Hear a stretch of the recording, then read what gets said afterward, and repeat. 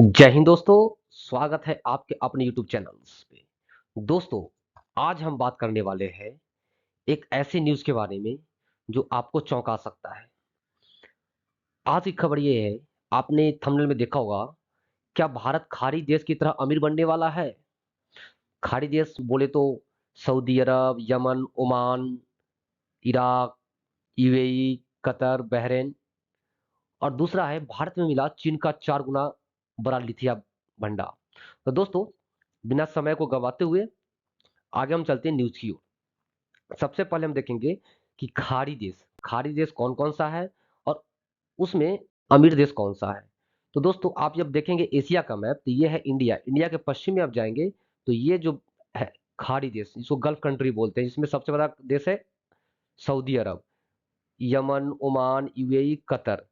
तो आज का जो हमारा मुद्दा है कि क्या भारत खाड़ी देश की तरह अमीर बनने वाला है? तो सबसे पहले हम खाड़ी देश के बारे में जानेंगे कि वो अमीर कैसे बना, उसका पहले का कंडीशन क्या है। उसके बाद हम देखेंगे इंडिया के परिप्रेक्ष्य में। दोस्तों, तो खाड़ी देश के बारे में बात करते हैं उससे पहले हम देखते हैं, आप ये देख सकते हैं जूम करके, ये है खाड़ी देश यानी सऊदी अरब और ये है कतर।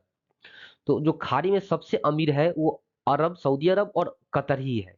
तो सबसे पहले हम चर्चा करेंगे कतर के बारे में, उसके बाद सऊदी अरब के बारे में। चलिए दोस्तों, हम स्टार्ट करते हैं कतर के बारे में। कतर एक प्रायद्वीपीय देश है दोस्तों। ये आप जो देख रहे होंगे, ये कतर एक प्रायद्वीपीय देश है, समुद्र के ऊपर निकला हुआ है। इसके पीछे सऊदी अरब है और दक्षिण में यूएई है। इसको थोड़ा और जूम करते हैं। ये है दोस्तों कतर। कतर के बारे में दोस्तों बोला जाता है कि ये प्रति व्यक्ति आय में दुनिया का दूसरा सबसे बड़ा देश है। मतलब यहाँ के लोगों का इनकम जो है बहुत ही ज्यादा है। तो क्या पहले भी ऐसे था क्या कतर में कि लोगों के पास हाई इनकम था या बाद में हुआ, उसके बारे में देखेंगे। दोस्तों, सबसे पहले हम देखते हैं इसका जो क्षेत्रफल है 12,000 वर्ग किलोमीटर है। मतलब बहुत ही छोटा एरिया है। और यहाँ की जो सरकार है वो राजशाही है। मतलब वहाँ पे इलेक्शन नहीं होता है, राजशाही। राजा का बेटा राजा, उसका बेटा राजा, इस टाइप का है दोस्तों। उसके पहले देखते हैं कि कतर जो राजशाही पे यहाँ पे है, ये सबसे पहले तुर्की यानी ओटोमन साम्राज्य का यहाँ पे राज हुआ करता था, तुर्की का। फिर तुर्की से यहाँ पे आया ब्रिटेन। ब्रिटेन ने इसको रक्षा, ब्रिटेन तुर्की वाले को मार के भगाया ओटोमन साम्राज्य को, और ब्रिटेन कब्जा किया। ब्रिटेन बोला कि आपको मैं समुद्र के रास्ते से और जमीन के रास्ते से सुरक्षा दूंगा, हमें ये जमीन चाहिए। तो वहां का जो राजा था बोला ठीक है, आप ले लीजिए। तो पहले था यहाँ पे ओटोमन साम्राज्य यानी तुर्की का राज था, उसके बाद आया ब्रिटेन। और ब्रिटेन यहाँ पे राज करने लगा। और ब्रिटेन जो है ये दे दिया सऊदी अरब को, बोला कि भाई ये तुम अपने अंडर में रखो। तो सऊदी अरब क्या किया कि यहाँ पे एक राजा को बैठा दिया। यहाँ पे सऊदी अरब यहाँ पे एक राजा को बिठाता है कतर में, दुबई कतर में, और बोला कि तुम राज करो, बाकी टैक्स वगैरह जो आएगा हमें देना। तो बाद में इस राजा के मन में सोचा कि जब इतना दूर हम हैं सऊदी अरब से, तो काहे ना हम देश बना लेते हैं। बाद में किया क्या किया कि एक देश बन गया ये। उसके बाद सऊदी अरब और कतर के बीच काफी मतभेद रहा। दोस्तों, थोड़ा सा इतिहास जानते हैं। जो कतर का जमीन था वो रहने लायक नहीं था, बिल्कुल बालू, रेगिस्तान, खजूर, ऊंट। और यहाँ की जो आबादी भी थी ना, वो मछुआरा का हुआ करता था। खाना बदोश जो घूम फिर के अपना वो करते हैं, मोती चुनने वाला, यही सब लोग रहा करते थे।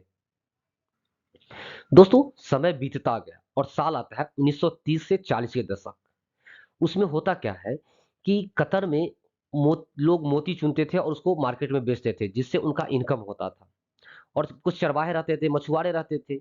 लेकिन हुआ क्या, जापान एक जापान जो देश है मोती का प्रोडक्शन करने लगा, मशीन से नए नए मोती बनाने लगा। तो इस यहाँ का मार्केट डाउन हो गया। जो कि यहाँ का जो अर्थव्यवस्था था वो मोती से ही चलता था, कि लोग मोती चुनते थे और मार्केट में बेचते थे, पूरे विश्व के मार्केट में। लेकिन जापान ने जैसे ही प्रोडक्शन स्टार्ट किया मोती का, इसका जो अर्थव्यवस्था है बिल्कुल डाउन हो गया।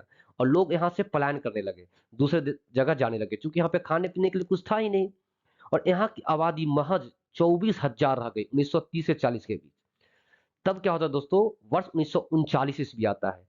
और 1939 ईस्वी में होता क्या है, यहाँ जो बेस्ट, इस इलाके में देख रहे होंगे बेस्ट कोस्ट, ये कतर का बेस्ट कोस्ट है। यहाँ पे तेल का भंडार मिल जाता है। ले, यहीं पे खेला स्टार्ट हो जाता है दोस्तों। जैसे ही तेल का कुआं मिला, इसका किस्मत बदल गया कतर का।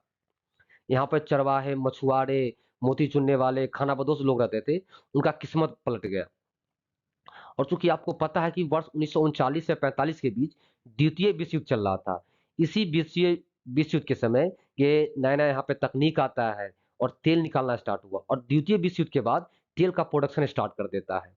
जैसे ही तेल का प्रोडक्शन स्टार्ट हुआ, यहाँ पे आबादी बढ़ने लगा। आबादी बढ़ेगा, आधुनिकीकरण होगा, नया नया टेक्नोलॉजी आएगा, लोगों का स्टैंडर्ड बढ़ेगा। जैसे इनकम होगा तो आपको पता है दोस्तों कि लोगों का स्टैंडर्ड बढ़ता ही है। इसके साथ ही दोस्तों यहाँ पे होता क्या है, प्राकृतिक गैस का भी भंडार मिल जाता है, नेचुरल गैसेस। ऐसा कहा जाता है कि दुनिया का दूसरा सबसे बड़ा नेचुरल गैस का भंडार कतर में ही है। जैसे ही नेचुरल गैस मिला, इसका इनकम और बढ़ गया, और प्रति व्यक्ति जो आय है वो काफी हाई हो गया। मतलब प्रथम आता है अमेरिका का स्थान प्रति व्यक्ति आय में, मतलब एक आदमी का जो आमदनी है साल भर के अंदर, और दूसरा आता है कतर के अंदर। दोस्तों जब इसका इनकम बढ़ने लगा, तकनीक आ गया, आधुनिकीकरण हो गया, तो 1971 ईस्वी में ये ब्रिटेन से स्वतंत्र हो गया। और एक फैक्ट आपको जानने लायक है कि जो एलपीजी है, लिक्विफाइड पेट्रोलियम गैस, 1997 से ये एक्सपोर्ट करने लगा, पूरे दुनिया को ये बांटने लगा। इससे पहले कोई देश नहीं देता था एलपीजी। वही दोस्तों, आगे हम देखते हैं, ये हो गया कतर, जो कि एक अरबियन कंट्री था, गल्फ कंट्री था, उसके बारे में कि ये गरीबी से अमीरी को, अमीरी का जो सफर है कैसे तय किया।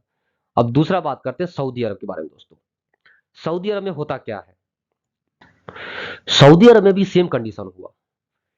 1930 ईस्वी तक दोस्तों यहाँ पे भी कबीलाई इलाका था, मतलब मजदूर आता था, बकरी चराने वाला, मच्छी मारने वाला, मोती चुनने वाला, ऊंट पालने वाला। लेकिन होता क्या है, वर्ष आता 1932, 32 में यहाँ का जो राजा था, उसको तेल के बारे में पता चल गया कि यहाँ पे, यहाँ जो वेस्ट कोस्ट है, यहाँ पे काफी तेल का भंडार है, इस दोनों इलाके में तेल का भंडार है।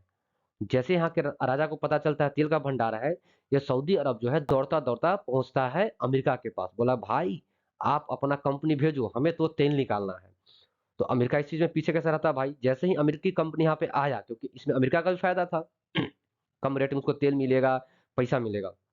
अमेरिकी कंपनियां जब आया तेल निकालने के लिए, तो देखा कि जितना हम अनुमान लगाए थे उससे तो कई गुना ज्यादा यहाँ पे तेल है। वहां के लोग हैरान हो गया कि तब सऊदी अरब में लॉटरी लग गया। दोस्तों इसका मतलब क्या हुआ, अब आज आप देखेंगे कि यहाँ पे तेल का भंडार है, गैस का भंडार है, इससे अमीरी काफी बढ़ गया है यहाँ पे। और यहाँ पे बड़े बड़े बिल्डिंग बनने लगा, बहुत कुछ होने लगा सऊदी अरब में भी। तो ये जो दो कंट्री है, वहां पे तेल के भंडार और गैस के भंडार के मिलने से अमीरी आ गया। तो आपके दिमाग में ये आएगा, आप ये सोचेंगे कि भाई जिसके पास ऊर्जा का संसाधन होगा, जैसे तेल, गैस, पेट्रोल, डीजल, ये सब, वही देश अमीर होगा। आपके दिमाग में आ गया। लेकिन मैंने थंबनेल में डाला है कि भारत में मिला है लिथियम का भंडार, जो कि चाइना का 4 गुना है। मतलब जिसके पास रिसोर्सेज होगा, एनर्जी रिसोर्सेज होगा, वो देश अमीर होगा। तो ऐसा हो सकता है। तो भाई लिथियम का यूज क्या है, आपके दिमाग में आएगा कि लिथियम का यूज क्या है। उससे पहले हम देखते हैं कि भंडार मिला कहाँ मिला है। तो दोस्तों ये है जम्मू कश्मीर, जम्मू कश्मीर के इलाका में, जम्मू के इलाका में ये भंडार मिला है। तो दोस्तों आइए हम देखते हैं कि इसका यूजेज क्या है। ये है जम्मू कश्मीर। सबसे पहले हमें जानना पड़ेगा कि लिथियम का यूजेज क्या है। तो दोस्तों लिथियम का जो उपयोग है, जो भी चीज बैटरी से चलता है ना, जो भी चीज बैटरी से चलता है, उसमें लिथियम का बैटरी होता है। जैसे आप देखेंगे helicopter, torch, laptop, mobile, camera, mini bus, Bluetooth, tablet, ये सब चीज में क्या है ना, लिथियम का बैटरी का उपयोग होता है। और आजकल आपने देखा होगा कि गाड़ी, ऑटो रिक्शा सब कुछ बैटरी से संचालित आने लगा है। मतलब लोगों का ध्यान जो है बैटरी पे ही आ गया है। ऐसा क्यों भाई, तो बैटरी का यूज करना काफी आसान है और सस्ता भी पड़ता है। आप देखेंगे कि जो लिथियम के बैटरी से जो चलता है और जो लेड एसिड से चलता है, एसिड वाला बैटरी, उसमें काफी डिफरेंसेज है। इसका जो लाइफ होता है 10 से 15 साल चलता है ये बैटरी, लेकिन वही आप एसिड वाला बैटरी खरीदिएगा तो 3 से 12 साल के बीच चलता है। वही चार्ज इसको आप 4000 बार कर सकते हैं, वही इसका चार्ज जो है 1300 यानी 1000 बार कर सकते हैं।